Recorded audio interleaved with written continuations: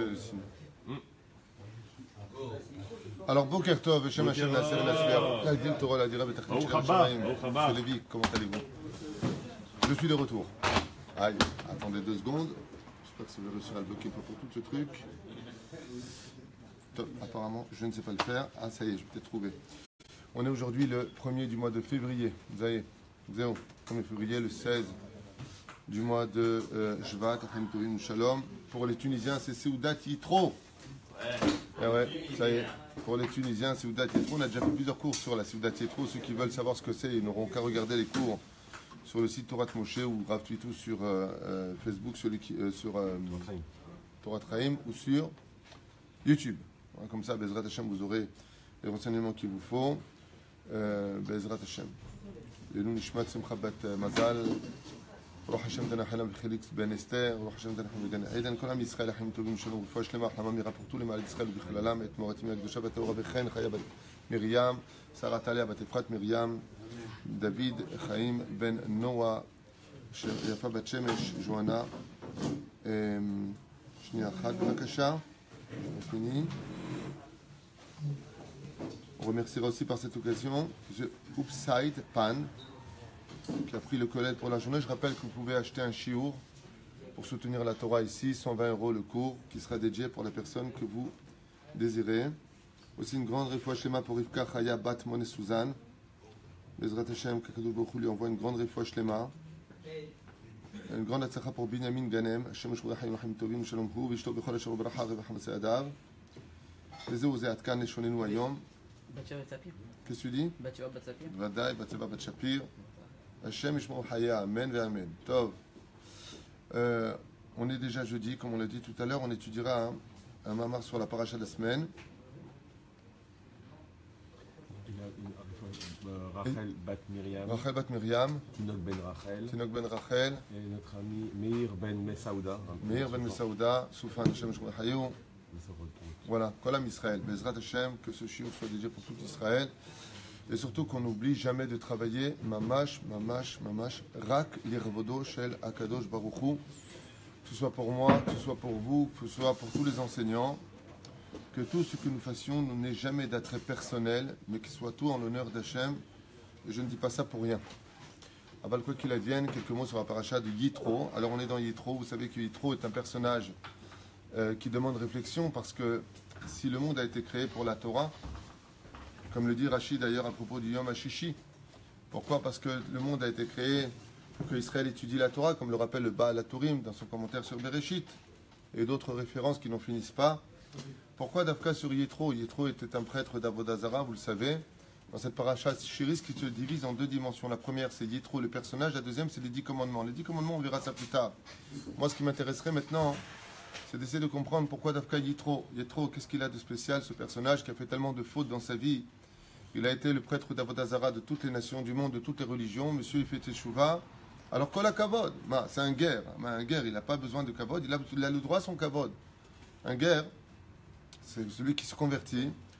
On peut même trouver des fois plus de mérite chez lui que chez des juifs. Pourquoi? Parce que nous, on n'est nés ni juifs. On vient d'une situation où on n'a pas demandé à l'être.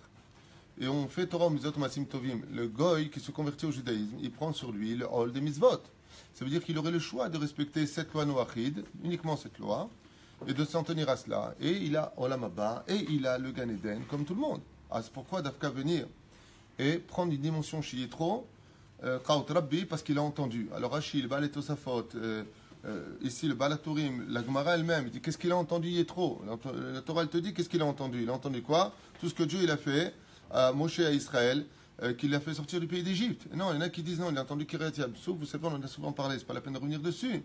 Il a entendu même Paradouma, il a entendu qu'ils sont sortis d'Égypte, il a entendu Azma. Alors parce qu'il y en a qui entendent, alors ils ont le droit d'avoir une paracha, alors non. C'est bizarre, il y a quelque chose qui apparemment va plus loin que ça. Parce que la paracha, c'est pas Vaishma Yitro. La paracha, c'est Yitro. C'est-à-dire que dans le titre lui-même de cette paracha, dans les commentaires, on veut nous faire comprendre, parce qu'il a entendu, alors il a eu l'oreille qui a été capable d'entendre, de recevoir et d'accepter, face à d'autres personnes qui, dans le pshat, ils entendent, ils ont vu la main d'Hachem. Ils voient tout ça, mais ils restent dans la mauvaise foi. Alors, parce que quelqu'un n'est pas dans la mauvaise foi, il mérite une paracha à son nom. Alors, dans ce cas-là, fait le marquer paracha Vaishma. c'est qu'il y a quelque chose qui est plus grand que d'avoir entendu dans la paracha ce qu'a entendu Yétro. Et la preuve en est, c'est que si la Torah vient nous dire des Oraïta, qu'il a entendu qu'on est sorti du pays d'Égypte, pourquoi tu viens, toi, les commentateurs, pourquoi vous venez, vous les commentateurs, nous donner d'autres termines que ce que dit la Torah elle-même? La Torah elle te dit, Vaishma Yétro, tout ce que Dieu il a fait à Moshe et à Israël pour les sortir du pays d'Égypte. Alors qu'est-ce qu'il me dit? Il a entendu la Milchamet Amalek, il a entendu la mer qui s'est ouverte, il a entendu. Ah bah, qu'est-ce que tu as besoin de me dire ce qu'il a entendu, puisque la Torah elle te dit ce qu'il a entendu. Il y a un klal dans l'étude de la Gemara, c'est que si tu as besoin de 2 preuves pour apporter une situation, c'est qu'il y a un problème. C'est-à-dire que quand tu lis dans la Gemara, par exemple, un Amoré te dit, ou un Tana, voilà ça, et qu'il n'y a pas de suivi, c'est que c'est sûr et certain que c'est ça. Mais si, par exemple, il dit, je t'apporte 2 preuves, 2 versets qui disent la même chose, si tu as besoin d'apporter 2 preuves, c'est un klal de l'étude, c'est qu'il y a un problème. Ça veut dire d'archénie, tu peux me contredire. Donc ici, si on voit dans la paracha qu'il y a une guerre un petit peu idéologique sur qu'est-ce qu'a entendu Yétro, c'est qu'il y a un problème avec cette façon de dire Vaishma. Et la Torah vient de répondre, paracha, Yétro, pas Vaishma Yétro. Ça veut dire Yeshpo Mashou Ma'anien. Ça veut dire qu'il y a quelque chose de plus grand que ce qu'a entendu Yétro. Il y a le personnage lui-même. C'est ce que je voudrais faire avec vous aujourd'hui, brièvement. Il y a le personnage Yitro. Alors, Mi ou Yitro? Rashi, il te dit, il a plusieurs noms, et il s'appelle comme ça, la Gemara elle rapporte ça dans Sota aussi, non? Azma. Mi Yitro, Ma'anien. Vous savez que le Sefer Ilkut Moshe rapporte Ani Chotencha Yitro. On a parlé dans plusieurs cours, mais c'est pas grave, juste pour parler du personnage avant de me lancer dans le chiot. Il dit Ani Chotencha Yitro, Reshitivot, Ani Chotencha Yitro, Reshitivot, Aleph Chet Yud. Achi. C'est-à-dire, qui Yitro? Il est autre que le frère de Moshe Rabbeinu. Ani Chotencha Yitro. Je suis ton frère. Yitro était la réincarnation de Caïn. Evel s'est réincarné en Moshe. C'est là. Là qui explique comme ça, Ani Chotencha Yitro. Choten veut dire en hébreu, Chatuna, Chatun, ça veut dire se lier d'amitié, faire un nœud. C'est-à-dire, je me lie à toi. Ou Fren, parce que Yitro, c'est le Gilgul de Caïn, alors il mérite une paracha en son nom. Yesh Beze Bemaladoun. Il y a de quoi dire sur ça. Et maintenant, il y a de quoi dire sur ça. Pourquoi?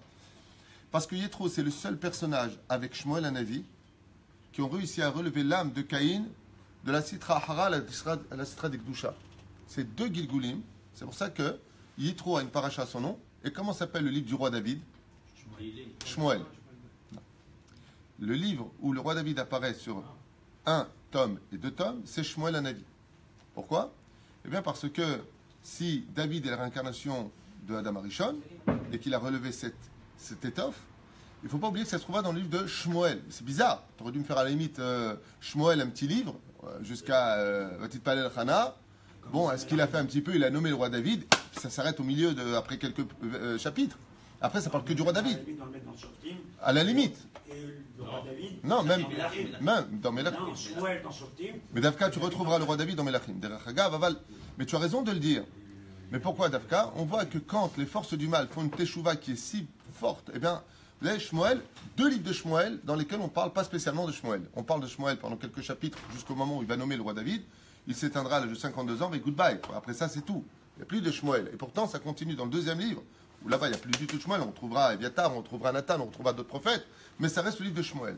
Alors, c'est vraiment de voir qui est ce personnage. Pourquoi Hachem met Nathan Torato al Yitro? C'est ce que j'ai étudié hier soir en vacances, parce que même quand on part en vacances, il faut étudier. Et Baruch Hachem, c'est ce que je voudrais vous partager. Vous faire partager, on dit. Vaishma Yitro Kohen Midian. Ici, on parle d'un personnage qui est Kohen Midian. Alors, Yesh Po Lachon Kitrug. Celui qui se fait étudier la Torah ici, il dit tant mort, je ne comprends pas une chose. On a un klal, une généralité. Quand quelqu'un fait teshuva, quelle est la dernière des choses qu'on a le droit de faire? De rappeler ce qu'il a fait comme Averot. Donc, Vaishma Yitro Kohen Midian. Oh! Il n'a pas fait encore tchouva peut-être. Il a fait tchouva. Non, peut-être juste là. Shmat Klemi, il a fait tchouva. Gagne du temps avec Là, vous. c'est tellement du Kiddush Hashem que là, ça mérite d'être souligné. C'est intéressant ce que tu viens de dire. Il dit que c'est tellement du Kiddush Hashem que ça mériterait d'être souligné. Tu sais qui c'est celui-là? Il a raison dans ce qu'il dit. Pourquoi? Parce que la paracha a été mise au nom de Yétro selon une autre explication. Tu m'emmènes vers d'autres horizons. Mais c'est important ce que tu viens de dire. Très souvent, les gens ils disent j'ai tellement fait de mal dans ma vie que la tchouva n'est pas possible. On lui dit, va voir sur qui Dieu il a donné la Torah, les 10 commandements. Yitro. Et comment c'est marqué Cohen Midian. Est-ce que tu as fait plus de mal que Cohen Midian? Vous savez qui était Yitro? C'était le prêtre de toute la Avodazara, ça veut dire de la molaire. Il a sacrifié des enfants, il a tué des milliers de personnes, il a fait verser le sang, il a pris des femmes mariées, il a fait du mal. Donc on dit Cohen Midian. N'oublie pas un instant qu'on parle de quelqu'un qu'il a fait Teshuvah et Dieu lui donne la Torah à lui. Ça veut dire qu'il y a Moussar Eskel, que si une personne dit j'ai trop fait de mal dans ma vie, vient il dit t'inquiète pas, pire que moi il n'y avait pas, regarde ce que j'ai fait comme Teshuvah, Dieu lui a mis la Torah, sa Torah à mon nom. Ça veut dire rien ne tient devant la Teshuvah. Donc yesh bezé machou machta omer. Vous savez, il y a quelque chose de plus grand qui se cache derrière tout ça. Une parenthèse très importante. Regardez bien les versets de la Torah. Vaishma Yitro Kohen Midian Choten Moshe.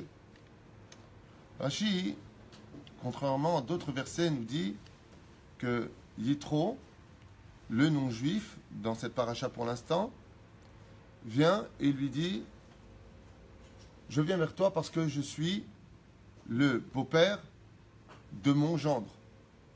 Ça veut dire que Yitro est le beau-père de Moshe. Rashi intervient et dit oui tout de suite. Pourquoi?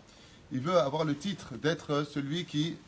Je suis le beau-père de Moshe Rabbeinu, qui est Shakoul, dit Rashi, contre les 600 000 âmes du peuple d'Israël.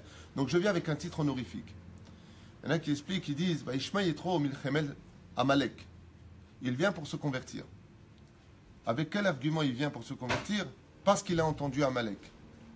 Mais mettre entre nous, quel rapport y a-t-il entre Amalek et le fait qu'il a entendu pour venir se convertir? Réponse des sages, c'est que Yitro met en garde Moshe. Met en garde Moshe contre le fait de faire particulièrement attention que quand vient un goy pour se convertir au judaïsme, qui vient sincèrement, après l'avoir repoussé 7 fois comme le demande la halacha, ne joue pas trop non plus avec ça, de peur que sorte de moi aussi un Amalicite, un Amalek. Parce que comment est né Amalek? Une femme du nom de Timna a demandé à Abraham de se convertir.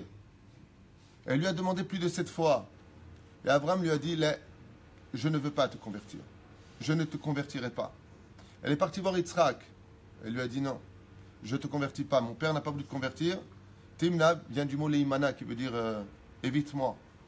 Alors elle est partie chez Yaakov. Yaakov, il a dit, Oufren, mon père et mon grand-père t'ont pas converti, tu veux que moi je te convertisse? Alors elle est partie voir qui? Esav. Esav, il a joué le tzaddik sur l'histoire. Qu'est-ce qu'il a fait? Esav, il a dit non, mon père et mes aïeux n'ont pas voulu te convertir. Raotrabi, il a joué le saint, celui-là. Je te convertis pas. Alors elle, qu'est-ce qu'elle a fait? Elle s'est mariée en attendant. Elle a dit, je vais avoir des enfants.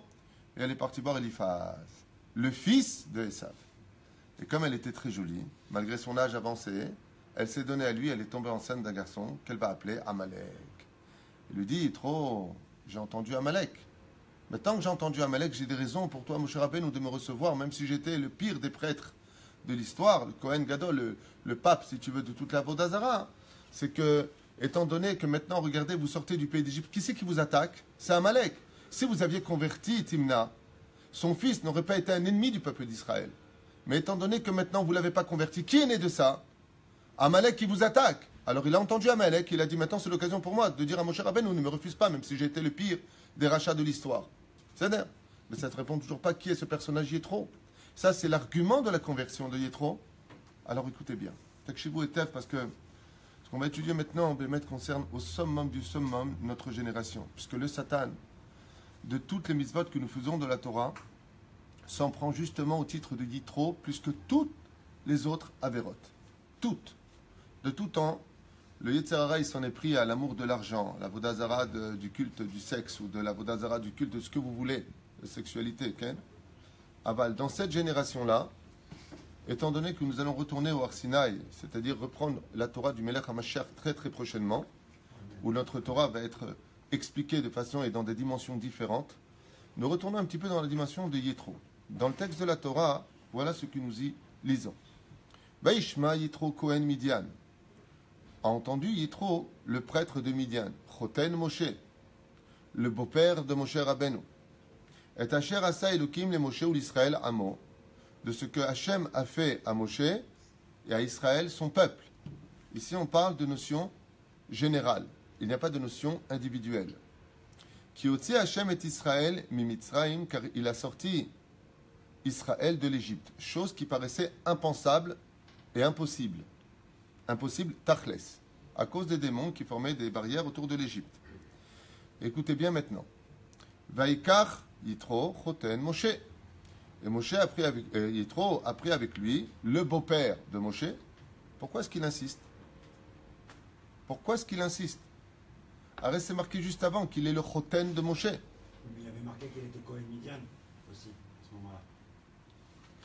Donc est-ce que la Torah ne vient pas dire comment c'est bien qu'il a fait Tchouva en gardant que le titre Choten Moshe, qui est, on va dire, le plus positif des deux? Fait Meod. Imken, si tu avais raison, on aurait lu Parashat Choten Yitro. N'oublie pas un détail, le titre vient nous donner l'explication de ce qu'il faut étudier. Yitro, c'est la paracha de Yitro, c'est pas la paracha de Moshe, bizarrement. Et c'est pas la paracha de Yitro, le Choten de Moshe. Il y a des messages qui sont à prendre d'ici, mais ce n'est pas le titre. Et Tzipora échec Moshe. Et il prend Tzipora, la femme de Moshe. Oh, il a fait Meod, excellente réflexion de Michael. Qu'est-ce qu'on aurait dû dire normalement? Il prendra Tzipora, sa fille. Non.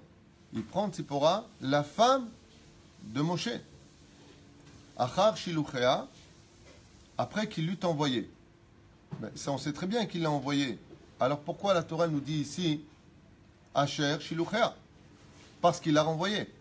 Ça veut dire qu'il lui a donné le guet. Pourquoi est-ce qu'il lui a donné le guet? Rashi nous dit pourquoi.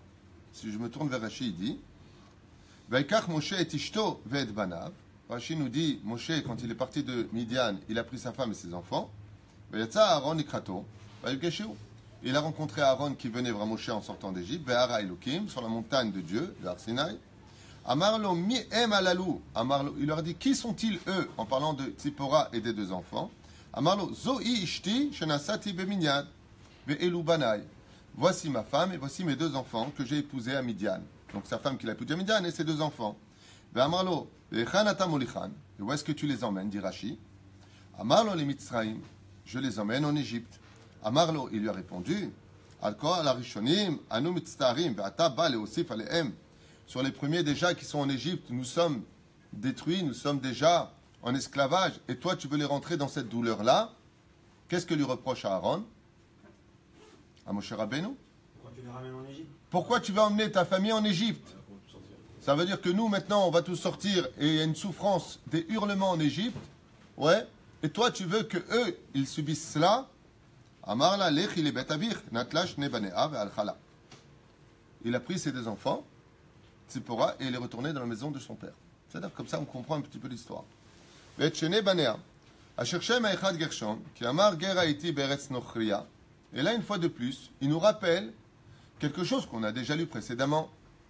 C'est-à-dire que voici le nom des deux enfants qu'il avait. Gershom, parce que j'ai été un étranger sur une terre étrangère. Veshem Echad Eliezer. Et l'autre nom, car chacun est unique. Veshem Echad, au lieu de Veshem Hasheni. Qui est Eloé Avi Be'ezri, car le Dieu de mes pères, de mon père, Be'ezri Med. Ve'atzileni Mecherev Paro. Parce qu'il m'a sauvé de l'épée de Pharaon. C'est-à-dire, donc il a appelé ces deux noms d'enfants au nom de deux situation dans laquelle Moshe Rabbeinu s'est trouvé. Et une fois de plus, on continue dans la Torah. Vayavu Yitro Choten Moshe Ubana ve'ishto. Aïwa, Otpam. Je répète la phrase. Vayavu Yitro Choten Moshe. Et bien maintenant, on est dans le verset He. Ça veut dire maintenant 5 versets qu'on nous bassine avec la notion de Yitro Choten Moshe, la femme de Moshe, les enfants de Moshe, la famille. Yitro Choten Moshe, Bobanav, Otpam, Veishto Shel Moshe. Il ramène qui maintenant? Exactement. Veishto El Moshe, El Amidbar, vers le désert, Asheru Chonesham, Ara Elokim, dans le désert où il se tient au pied de la montagne du Sinaï. Vemer El Moshe, Ani Chotencha Yitro. Là où il y a un problème, où il y a un problème avec de l'humour, je dirais qu'ils ne savaient pas quoi écrire dans la Torah. Ils ont dit, bon, on a du blanc, on va réécrire la même chose. Même Hacher, il rigole parce qu'il y a de quoi rire. C'est-à-dire, une fois qu'il arrive là-bas, Hacher, qu'est-ce qu'il lui dit? Je t'en supplie, il arrive, il lui dit, Ali Chotencha Yitro. On est dans le 6e verset. Je sais pas si vous comprenez. Tu as envie de rire. Quand tu lis la Torah, tu as envie de rire. Tu dis, c'est pas possible. Omer El Moshe, Ani Chotencha Yitro. Quand je dis rire, Perouche Adabar, ça fait pas rire, mais il faut comprendre la finesse de l'étude. Qu'est-ce qu'il veut maintenant Yitro? légitimer sa relation à Moshe. Ça y est, c'est fait. C'est fait. C'est pas fait, c'est fait, refait, refait. Et quand il arrive devant lui, on s'attend à ce qu'il lui dise maintenant Ani Gortzelit Gayer, ou Ani Geebecha, je suis fier de toi, ou Ani Loïdea, trouve-moi quelque chose. Il connaissait sa relation avec les Tunisiens, il répète plusieurs fois. Ah, il connaissait donc sa relation avec les Tunisiens, donc il se répète, comme les Tunisiens. Il a fait, c'est pas mal. Je donnerai pas ton nom à cher. Yomer El Moshe, Ani Chotencha Yitro. Aïe, Allah. Allez, il vient lui dire, je suis ton beau-père Yitro. Il aurait pu lui dire, d'ailleurs on voit qu'il lui fait le kavod, parce qu'il lui dit, non, Ani Chamicha, je suis ton beau-père. Mais il dit Ani Chotencha, le mot Choten vient du mot Chatan, Chotno, donc il fait allusion à Moshe en lui disant qu'elle mérite jette que toi tu sois mon gendre. Dans l'hébreu, c'est en réalité, tu es celui dont tu es le gendre. C'est-à-dire, il ne se met pas lui en avant, il est humble, il est trop ici. Il dit comme ça, quand on travaille trop, Ba Elecha, je viens, et là vous n'allez pas me croire, regardez la suite, c'est pour ça que je vous dis que ça demande réflexion. Ba Elecha veishtecha, avec ta femme, Ushne Banea Ima, et ses deux fils avec elle. On continue, encore un petit peu, après on donne toutes les explications à ce balagan, qui demande réflexion, et vous allez comprendre pourquoi la paracha est au nom. La paracha, je dirais même sur lequel tout le monde, puisque vous savez qu'il y a des minagim, que le Rav Ovadia a demandé d'allumer, c'est de se lever pendant les 10 commandements, on est dans la paracha du Yitro, Dieu met la paracha des 10 commandements sur Yitro. Donc qu'est-ce qu'a attrapé Yitro? Yitro lui-même, vous allez l'entendre. Voyez, c'est Moshe Likrat, maintenant qui sort? Moshe. Chotno, Vaishtahu, Vaishaklo, il se prosterne et il l'embrasse. Vaishalu et ish el reu. Donc chacun embrasse l'autre et pose la question à l'autre, les shalom, comment vas-tu, ma koré, ma itra, ma inyanim. Vayavo, voilà, et il l'emmène dans sa tente. Il s'appelle Moshe les Chotno. D'un coup, Moshe parle, mais normalement, à qui on aurait dû lire? Il est trop. Mais sa père Moshe, maintenant il lui dit raconte-moi un peu comment ça s'est passé en Égypte. Et sa père Moshe, les Yitro, c'est parachat Yitro. Mais Moshe il commence à faire une teshuva quelque part. Il dit, il s'appelle les Chotno. Il ne voit plus Yitro, mais lui-même voit son beau-père. Et Asher Asa et Hashem les Pharaons au Mitzraïm, alodot Israël Asher Atala, Hashem et Tzatam Vaderev Atzilem Hashem. Donc il leur a raconté tout le miracle que Dieu il a fait en Égypte, comment ils sont sortis et comment Dieu les a sauvés. Voyechad Yitro a eu peur. Al-Kol Atova Asher Asa, Hashem et Israël Asher Etzilu Miyad Mitzraïm. Et Yitro se remplit de gratitude vis-à-vis du Créateur du monde pour tout le bien qu'il a fait à Israël. Ma mère Yitro, Là, c'est Yitro, c'est lui-même par lui-même. C'est plus, maintenant, il n'est plus lié à Moshe lui-même. C'est plus protège, c'est, Yitro lui-même. bon, regardez bien dans le texte. Maintenant, d'un coup, Vayomer Yitro. Dans la langue, qu'est-ce qu'on a dû lire? Puisque tu as commencé et qu'on est arrivé carrément au 10e verset de la Torah, on va dire Zéo, Baïten, Yitro, Choten Moshe. Allez, redis-le, puisque de toute façon, tu te fatigues pas. Mais ici, il y a quelque chose. Et qu'est-ce qu'il dit? Il dit Baruch Adonai, Asher etil etrem yad Mitzrayim yad Paro, Asher etil et Am. Il vient lui dire simplement bénis Dieu. Yitro se rapproche d'une dimension qui demande réflexion. Il dit Baruch Hashem. Les anges, Israël et Yitro appartiennent à 3 dimensions de proximité du Créateur du monde. Les anges disent Kadosh, Kadosh, Kadosh, Hashem. C'est-à-dire qu'avant qu'un ange ne prononce le nom d'Hachem, il a 3 mots qui le séparent. Quand nous, enfants d'Israël, nous prononçons le nom d'Hachem, nous sommes au-dessus des anges. Baruch Ata Hachem ou Shema Israël Hachem. Donc combien nous avons de mots qui nous séparent de la prononciation du Créateur, de la proximité? 2 mots. Les anges, 3 mots. Vient Yitro, il nous fait un chidouche. Et c'est pour ça que Yitro mérite vraiment une paracha à son nom. Il dit Baruch Hashem. Il n'y a pas de Ata. Directement, Baruch Adonai, Asher itzil etrem miyad Mitzrayim, ou miyad Paro Asher itzil et Ha'am miyad mitachat miyad Mitzrayim. C'est-à-dire, donc ici, il se rapproche encore plus. Yitro est enfin venu donner une dimension. Écoutez bien la suite. On revient Encore un verset. Atayadati ki gadol Hashem ikol haElokim. Maintenant, je sais que l'Éternel, votre Dieu, est le plus grand de tous les dieux, c'est-à-dire de toute la bêtise où l'homme pourrait s'attacher à des dimensions d'indépendance. Parce que tout ce qui est indépendant, c'est appelé Avodah Zara. Quelqu'un qui ne peut pas vivre sans cigarette, quelqu'un qui ne peut pas vivre sans télévision. C'est-à-dire qu'il aurait une télévision, il aurait envie de fumer, mais s'il en vient à un point où il ne peut plus vivre sans cela, c'est de l'indépendance. Et s'il est dépendant, autant pour moi, s'il est dépendant d'une chose, il y a Me'ain, Ain, Avodah Zara, il y a une espèce d'Avodah Zara. Écoutez bien, Ki badavar asher zadu alem, donc il fait des louanges à Dieu, et là on recommence. Vaikar yitro choten Moshe. On revient sur la notion de choten Moshe. Ola ozvachim lelokim, donc il fait un korban. Vayavo Aaron, vechol zikne Israël, echol lechem. Oh. Regardez la suite. Vayavo Aaron, qui a été convié à venir à ces korbanot, Aaron, vechol zikne Israël, ainsi que tous les anciens d'Israël, les echol lechem, im choten Moshe, avec non pas Yétro, mais le choten de Moshe, lifne Elokim. On va s'arrêter là, la suite parlera d'elle-même. Il y a dans le judaïsme une dimension qui, malheureusement, vit encore jusqu'à aujourd'hui. Et cette Torah que nous avons n'est pas une Torah d'histoire, nous avons une Torah de vie qui vient nous réveiller à chaque génération de notre devoir. Yitro, qui était Cohen de Midian, il avait en lui une valeur, et cette valeur lui a apporté de réussir à gravir tous les échelons à un tel degré que la Torah elle-même ne peut pas souligner son entité, son identité, sa volonté, si elle n'est pas attachée à la valeur de la famille. Moshe Rabbeinu alav shalom symbolise le Rav, mais le Rav indépendant. Celui qui a abandonné toute notion terrestre pour appartenir au monde céleste. À un tel point que le Tehillim 90 l'appellera l'homme ange, l'homme de Dieu.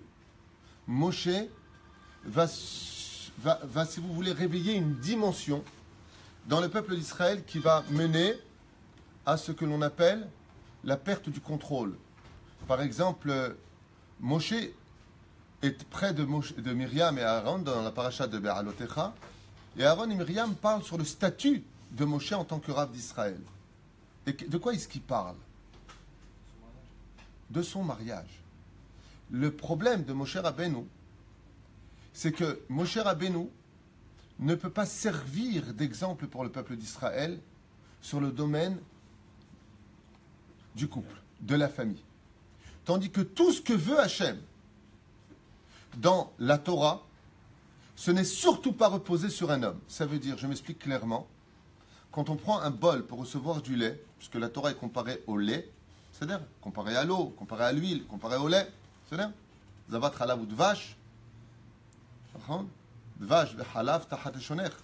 Quand je prends un bol, Yétro, il a une chose en lui, c'est que c'est un réceptacle comme le Sinaï. Yétro, même quand il était prêtre d'Avodah Zara, il avait en lui, dans son sang, ancré quelque chose d'initial et de fondamental dans le judaïsme, c'est la famille. Et on le voit quand Moshe rencontre Sipora, il lui dit d'où vous venez. Et on vient de Yétro. Quand il rentre à l'intérieur, contrairement aux autres qui ont l'habitude de se détacher de leur harem, Yétro, il est avec ses filles. Yétro, disent les Chachamim, hu similiyut shel mishpacha. C'est le symbole de la famille. Et Yétro, le Choten Moshe, qu'on voit réapparaître et réapparaître, il vient donner une leçon. Il vient donner un moussag. Il vient donner une expérience à vivre. Et il dit à Moshe Rabbeinu, dans ses conseils, tu ne peux pas prendre sur toi de juger tout le peuple. Tu dois déléguer à des centaines de juges, qui à des dizaines de milliers de juges, à des centaines de milliers de juges. Tu ne peux pas prendre ça pour toi. Pourquoi? Il dit parce que tu n'y arriveras pas. Mais Moshe, il y arrivait. Il lui a dit non, Bassof, tu t'effondreras. Tu t'effondreras. Il dit pourquoi? Mais quel est le problème de Moshe? Hier, j'ai lu que Yitro, ce qu'il voulait dire à Moshe Rabbeinu, lui dit si tu crois que toute la Torah s'est occupée du peuple d'Israël aux dépens de ta famille, alors tu n'as absolument rien compris au système de la création du monde. Il n'y a pas plus important au monde que la famille. La famille, ta femme, tes enfants, tes petits-enfants, eux doivent être le socle sur lequel repose toute ta Torah. Et c'est pour cela qu'ici, nous avons cette situation où on relit constamment l'esprit de famille et non pas le nom de la personne. Yitro vient apporter à Moshe Rabbeinu la dimension du conseil familial. Il faut être une famille pour être capable d'être le socle du monde de la Torah. C'est pour ça qu'Hachem nous demandera de nous séparer de nos familles 3 jours avant le don de la Torah, de laver nos robes, pour recevoir le don de la Torah. Donc c'est bien de se séparer de nos femmes, puisque quand on reçoit la Torah, il faut bien se séparer de nos femmes. Et Yitro vient lui dire, oui, c'est vrai, mais combien de temps il t'a demandé de te séparer? 3 jours, pas 4. Mashma Mikan, que la Torah elle vient te dire au contraire, que quand tu viens étudier la Torah, quand tu viens prendre cette Torah-là, tu dois la vivre au niveau de la famille. Comme on le constatera au début de la création du monde. Mishpechot ha-Adama, les familles de la terre. Quand elles sont parties après le déluge installé dans les régions de la terre, chaque père a nommé le pays dans lequel il a construit sa première maison au nom du père de famille. Avant, le déluge. Et pourquoi cela? Parce que ce que l'on voulait, c'est que chaque pays ne soit productif d'une famille, c'est-à-dire d'un père et d'une mère qui ont engendré par la suite des enfants. Et que tout ce pays-là n'appartienne qu'à une seule dimension, la dimension de famille. C'est ce que veulent encore aujourd'hui dans la politique française et américaine et dans tous les pays du monde entier. Nous sommes peut-être un peuple cosmopolite, mais nous sommes une famille. Je ne serai pas le président que de la droite ou de la gauche, mais je créerai la grande famille. L'idéologie, c'est quand on est une famille, parce qu'une famille, même quand elle se dispute entre elles, dès qu'elle est agressée par l'étranger, la famille se réunit. Et quand une famille se réunit, alors on est capable de lutter contre la terre entière. Et c'est ce que vient donner ici Chazal, ils disent à Moshe Rabbeinu la dimension familiale. Et c'est pour ça qu'il insiste avec Moshe, il lui dit, Moshe, toi qui es le leader du peuple d'Israël, tu es séparé de ta femme, je te ramène ta femme, reprends-la. On retrouvera ça Be'alotecha. La paracha de Be'alotecha, c'est la paracha où on vient me faire monter les nérotes. Et Myriam, elle dit à la fin de la paracha, mais Moshe, si toi, Moshe Rabbeinu alav shalom, tu es notre maître à tous, tu dois être marié, pas parce que toi tu as des comptes avec Hachem. Myriam n'est pas bête, elle est prophétesse. Mais elle dit à Moshe Rabbeinu, tu te rends compte que là où tu étais, pas une seule fois on a vu le nom de Tzipora. Pas une fois on voit le nom de tes enfants. Il y a Moshe, Moshe, Moshe. Comme dans les nations du monde. Qui tu avais? Jésus. Dans leur religion. Et sa famille? Il n'y a pas. Quand tu parles de Mohamed, il y a Mohamed dans les prières, il n'y a pas sa femme, il n'y a pas ses enfants. Quand tu parles de Bouddha, il n'y a pas sa femme, il n'y a pas ses enfants. Il y a lui. Et il y a quelque chose de péjoratif. Tandis que dans les Avot Akdoshim, tu ne trouveras jamais Abraham sans Sarah. Il n'y a pas. Il est obligé de cacher Sarah. Sarah est faite prisonnière. Il va libérer sa femme. Il prend sa femme. Tu as Yitzhak. Yitzhak prie pour sa femme. La Torah en fait une paracha Toldot. Il n'y a pas de Yaakov avec ses femmes. Il va travailler pour elles. Et il va veiller sur elles. Et quand il part, il demande la permission à leurs femmes. Quand tu arrives en Égypte, la première chose que demande Yosef, c'est une femme. Et elle s'appelle comment? Osnat. Il va avoir des enfants avec elle. Et ces enfants feront partie du symbole même de la prière tous les vendredis soirs jusqu'en 2018 de l'ère vulgaire. Il n'y a pas de juifs sans la famille. Et Moshe Rabbeinu alav shalom, on a ici une paracha de quelqu'un qui vient nous faire prendre la dimension de ce qu'on verra plus tard dans la paracha. Parce qu'il ne peut pas y avoir de tribu s'il n'y a pas la notion de les mishpechotam, les vetavotam. Les mishpechotam. Regardez bien comment la Torah définira chaque tribu, chaque personnage est défini comment? Par son symbole et son drapeau de sa famille, de la maison de son père. Les mishpechotam. Il n'y a pas de juif sans ça. S'il n'y a pas un juif avec la famille, en mishpacha, il n'y a pas de yahadout. Quelqu'un qui vit de façon individuelle sa Torah, ouais, on lui dit à lui, c'est pas bon. Amrou Chazal, j'ai lu ça dans mon livre hier, il dit, Mazacha Yitro, Bémet, qu'est-ce qu'il a eu comme mérite Yitro? Il dit, Yitro, c'est le symbole de l'homme qui a compris l'essentiel sur lequel repose toute la famille. Et maintenant, je commence ce chiot, vous allez comprendre en 2 mots. Il dit, Yitro, moi-même, quand j'étais Cohen Midian, on a dit que c'était péjoratif, qu'est-ce que tu rappelles Navera? Il dit, Maïti Choten Moshe. Même quand tu es venu, que j'étais encore prêtre d'Avodazara, moi-même, j'étais où? Où est-ce que tu m'as trouvé? Tu m'as trouvé dans ma tente, avec ma femme, avec mes enfants. Alors que j'étais le pape de toute la Avodah Zarah de ce monde. Il y a une chose que je vais changer, c'est d'arrêter de faire mes bêtises, je vais devenir un homme de la Torah. Mais il y a une chose que je vais garder. La famille. Ma famille, je la garde. Ma famille, c'est ma famille. Ma famille, c'est ma famille. Je reste toujours... Maintenant que je me suis converti, il y a un problème. Pourquoi?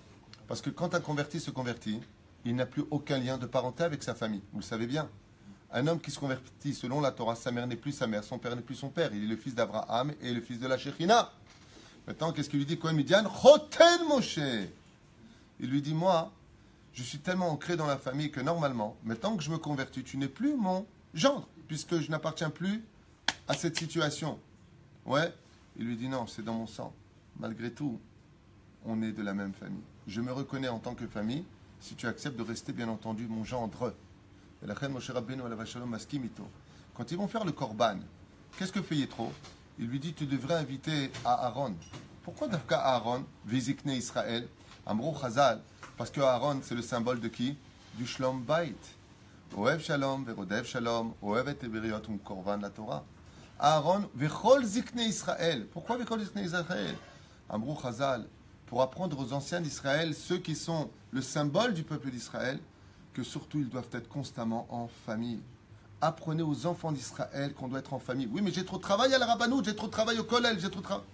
Aval Habibi, tu n'as qu'à déléguer. Il faut que tu donnes du temps à ta famille. Parlons un petit peu d'aujourd'hui en 2018. Lo alenu velo alechem. Il y a une mitzvah de Piria Verivia et il y a une mitzvah de mitzvah Tona. Dans le judaïsme, nous avons deux mitzvot qui concernent la femme, sur lesquelles nous nous engageons le jour de la Ketouba. C'est d'avoir des enfants et de réjouir sa femme. Réjouir sa femme aussi bien, de gâter sa femme comme dans la vie, chacun de nous devons honorer nos épouses. Mais nous avons aussi le devoir, avec tout respect que je dois à tout le monde, c'est une mitzvah de la Torah, de faire jouir son épouse. Le Rav Chaim Pirzan un jour m'appelle, qui est aujourd'hui Posek Halacha, et il me dit, on a de gros problèmes dans certaines familles. Qu'est-ce que tu me conseilles? Alors je lui dis, de quoi tu me parles? Il me dit, il y a des gens qui sont tellement en train d'étudier la Torah, que même quand c'est le soir du mikveh de leur femme, Torah. Ils sont comme Ben Azaï, ils étudient la Torah. Je lui ai répondu, Averak de la Be'adam, chez Misha Asuk Bamza, Pator Mina Mitzvah. Are Mitzvah Beito, c'est Mitzvah Beito, une Mitzvah en son temps, c'est une Mitzvah en son temps. Si tu quittes la Torah pour aller donner du plaisir à ton épouse, pour gâter ta femme, alors tu écoutes de la Torah chez Nehemar, dans la 17e Mishnah du premier chapitre de Masechet Avot, Lo Midrash Haïkar et la Maaseh. Le but, c'est pas d'étudier la Torah, c'est de vivre sa Torah. Ce qui fait que dans le premier cas de figure, le religieux qui, pratiquant sa Torah à un très haut degré, certes, ignore sa famille sur le symbole de la Torah, on lui dit, viens étudier Parashat Yitro. C'est-à-dire qu'il ne peut pas y avoir de famille sans cela. Il ne peut pas y avoir de famille sans le père à la maison. Il ne peut pas y avoir de famille, sauf si bien entendu la femme le demande. C'est d'autres cas, comme je connais le Rav Ikoutiel de Jérusalem, quand il s'est marié avec sa femme, ils vivent à Hebron, et sa femme a dit à son mari, c'est ce qu'elle lui a dit, c'est ce que m'a raconté Rav, parce qu'il était toute la semaine à l'époque en yeshiva, et c'est un monsieur qui avait 54 ans, et il dormait avec nous à l'époque, quand j'étais Bachour Yeshiva, il dormait avec nous dans notre chambre à nous, la chambre 18, et j'étais étonné de voir un homme avec une barbe blanche comme ça, qui était si fort au Beth Midrash, étudier la Torah. Alors je suis parti le voir, je lui ai dit, mais vous êtes marié? Il m'a dit, Vadaï, Baruch Hashem, j'ai des enfants. Et je lui ai dit, alors pourquoi vous êtes là toute la semaine, vous faites jamais Shabbat avec nous? Il m'a dit, parce que quand je me suis marié avec ma femme, elle m'a dit, comme j'ai fait Tchouva très tard et que je ne peux pas être avrer, elle m'a dit, toi tu vas en yeshiva étudier, un peu comme Rachel, la fille de Kaba Savoie, et tu ne viendras que du vendredi au vendredi, je m'occupe de tout. C'est sa volonté. Je lui ai dit, ah bon, ça veut dire que si maintenant vous voulez retourner chez vous à Kiryat Arba, elle m'a dit, mais elle ne m'ouvre pas la porte. Bon, c'est des cas d'exception, ok? C'est des cas d'exception. Je lui ai dit, Aval Zechasser? Il dit, non, ma femme a épousé comme ça, il me dit, Rav Koutiel, on dit comme ça, un homme merveilleux. D'ailleurs, si je me rappelle bien, il était converti. Mina Shamaim, je me rappelle lui, il était converti. Et il m'a dit, ma femme, quand elle m'a épousé, c'est dans ces conditions-là. De Motzei Shabbat jusqu'à vendredi matin, je n'ai pas le droit de mettre les pieds à la maison, je dois étudier la Torah. C'est-à-dire, je lui ai demandé combien il avait d'enfants, il m'a dit 9. Je lui ai dit, Baruch Hashem, Kacha. C'est les conditions de sa femme. Abalki Karon, pourquoi je vous parle de ça? Parce que, malheureusement, aujourd'hui, vous savez que la Torah est le symbole de celui qui rapproche les cœurs. Normalement, la Torah, quand quelqu'un fait tchouva, la famille ne doit pas se disloquer. La famille doit se réunir. La famille doit se compléter. La famille doit exister ensemble. Et malheureusement, nous sommes dans un état de situation où, aujourd'hui, la femme fait teshuva et l'homme ne fait pas teshuva. Ou l'homme fait teshuva et la femme ne fait pas teshuva. Ou les parents font teshuva et les enfants ne font pas teshuva. Ou les enfants font teshuva. Ou les parents ne font pas teshuva. Qu'est-ce que ça provoque? Ça provoque tout simplement une explosion dans la famille, où chacun vit sa vie, où tu peux trouver le père qui étudie par exemple dans le salon la Torah, la fille qui est sur son iPod pendant Shabbat en train de jouer avec son appareil, des situations Hashem Yishmor V'Rachem où il y a des décalages, et ces décalages provoquent des croche-pieds sur le chemin du bonheur de la famille. Et c'est pour cela que cette paracha vient nous enseigner l'importance de l'élévation de la Torah. Je me souviens qu'une fois, un homme m'a dit « ça ne le fait pas avec ma femme, moi je viens à vos cours, ma femme ne vient pas à vos cours, elle n'écoute pas non plus vos cours. » Je parle d'un cas que j'ai connu ici, et il commence à y avoir un décalage entre nous. Je lui ai dit, c'est de ta faute. Il m'a dit, pourquoi? Je lui ai dit, est-ce que tu lui fais partager les cours? Est-ce que tu lui parles? Est-ce qu'elle a vu, dans ton judaïsme, de l'amélioration dans la Torah? Est-ce qu'elle a vu un homme plus patient? Est-ce qu'elle a vu un homme plus plaisant? Est-ce qu'elle a vu un homme plus propre dans ses midotes? Et là, il me regarde dans les yeux et me dit, je sais pas moi, je sais pas. C'est là qu'est tout le problème. Ça veut dire que si ta Torah, tu l'as fait briller au sein de ta famille, si ta Torah, dans son sens contraire, a fait de toi un flic à la maison, un critiqueur, qui ne voit que les défauts, une Torah de dictature, c'est évident qu'il y aura un palier qui n'ira pas. Et pourquoi? Parce que, comme il dit Yétro ici, tu veux qu'on fasse un korban, amène tout le monde. Mas amène tout le monde. Fais partager le kiff de ta Torah. Qu'est-ce qu'ils vont faire maintenant? Les chol lechem, ils vont manger. Ils vont faire une seouda, ils vont manger la viande du korban. Alors on va kiffer. Il dit, monsieur, il est parti kiffer sa Torah. Ou madame, elle est partie kiffer sa Torah, ses cours de Torah pour femmes et lui pour hommes. Mais est-ce qu'ils ont fait partager cette Torah-là à la famille? Est-ce que, grâce à cette Torah-là, les enfants, ils vont dire, je ne sais pas qui t'enseigne la Torah, mais ce qui est certain, c'est que depuis maintenant que tu étudies la Torah, tu es devenu vachement mieux. C'est-à-dire que s'il y a de l'amélioration, si grâce à cette Torah-là, il y a le titre des 10 commandements, comme la paracha de Yitro, où Yitro va quoi? Améliorer son histoire. On voit un homme qui sait travailler l'humilité. Il ne dit pas je suis Chamicha, je le mérite que toi tu sois. Quand un homme étudie la Torah et qu'il regarde sa femme qui ne le suit pas, d'avoir une femme comme toi, et qu'elle voit que son judaïsme il est sérieux. Quand une femme s'améliore dans sa conduite, elle va étudier la Torah, mais d'autre côté, elle fait du lachon hara sur les uns et les autres. Qu'est-ce qu'il lui va lui dire son mari? Mais c'est ça la Torah que tu apprends? Tu critiques mon frère, tu critiques ma mère, tu critiques le monde entier. C'est ça que la Torah t'apprend? Elle t'ouvre pas un peu de lumière dans les yeux? C'est ce qui vient apporter Yitro. C'est ce que j'ai étudié hier soir. Yitro vient apporter du chiyuvi. Ça veut dire quoi? Si tu étudies la Torah, je vous pose une question. Si tu étudies la Torah et que l'autre il n'étudie pas la Torah, qui a le droit à l'erreur? Tachles. Celui qui étudie pas. Celui. Qui a le droit à l'erreur? Quelqu'un étudie la Torah, quelqu'un n'étudie pas la Torah. Qui a le droit à l'erreur? Celui qui n'étudie pas. Donc qu'est-ce qui attend celui qui n'étudie pas la Torah? Que celui qui étudie. Lui n'est pas le droit à l'erreur. C'est pour ça que quand on est dans la Torah, tu fais un moindre truc, on se fait critiquer. C'est ça le religieux? C'est ça le... Et de l'autre côté, le religieux, qu'est-ce qu'il a à faire lui? Il dit, amène tous les Ekné Israël. Si dans la famille Bezrat Hashem, nous, le monde de la Torah, nous avions des femmes qui s'épanouissaient, des hommes qui s'épanouissaient. On parle de shalom avec nos enfants, on parle de respect, alors que les enfants sont spectateurs de disputes à la maison, de cris à la maison, d'insultes, voire de malédictions à la maison. Et des fois, même cela au nom de la Torah, où un homme, il dit à sa femme, devant les enfants, mais t'es qu'une goya, toi, de toute façon. T'as rien de juif.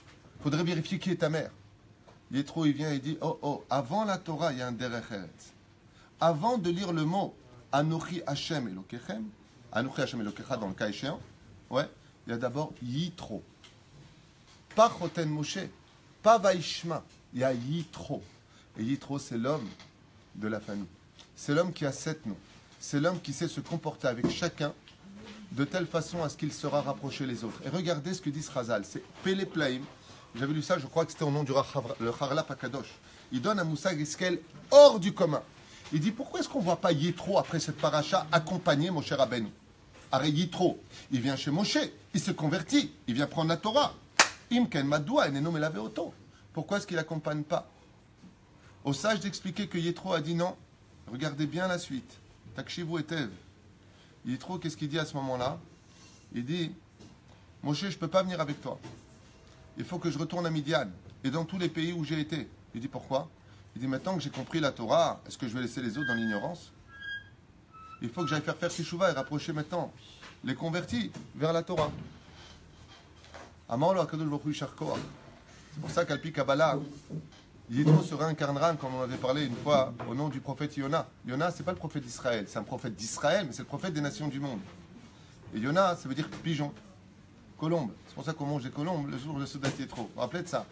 Pourquoi Dafka Dieu s'adresse à Yona pour lui dire va faire tchouva aux habitants de Ninive?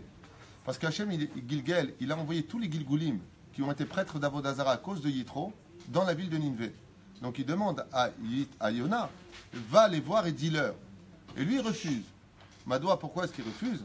L'Amrou Rabotenu Alem Shalom, que Yitro, comme il n'avait pas fini de retrouver toutes les personnes qu'il avait fait chuter dans la Vodazara, Dieu les a réunis dans un seul pays qui était le pays de Ninive, la région de Ninive. Et quand Yona va arriver là-bas, réincarnation de Yitro, il va le remettre en garde en disant, sachez que dans 40 jours, si vous ne recevez pas la Teshuvah sur vous, Dieu va vous détruire. Et donc, ainsi donc, il finira son tikkun Yitro en tant que Yona pour justement ramener tous les exilés de la Torah vers le monde de la Torah. Et ce symbole-là vient nous faire comprendre que plus une personne va étudier la Torah, et plus il devra avoir de la douceur, du miel, de la compréhension, voire de la psychologie vis-à-vis des autres. Parce que ce que les gens ne comprennent pas, c'est que quand on vient à un cours de Torah, ce n'est pas pour jouer le flic et accuser les autres à la maison, mais c'est pour montrer qu'on est devenu un phare qui par contre va diriger les autres vers cette lumière-là. C'est-à-dire un homme agréable, une femme plus patiente. Une femme m'a dit, moi j'ai fait tchouva, mon mari est toujours chiloni. Je lui ai dit, alors vous allez faire de meilleurs plats encore plus de sourires, encore plus d'amour et encore plus de joie ensemble. Et elle m'a dit, alors? Je lui ai dit, si il voit que votre Torah lui apporte aussi à lui de la lumière, alors il viendra vers cette Torah et te dira, hé, va à ton cours. Pourquoi? Depuis que tu vas à ton cours, je retrouve une femme encore plus femme que j'avais avant. Depuis que tu vas à ton cours, chérie, tu as changé. Avant, tu criais tout le temps. Maintenant, tu travailles tes midotes. J'aime cette Torah-là. Et ça, c'est Yitro qui nous l'apprend. Baruch Adonai Leolam Amen. Chazak Baruch.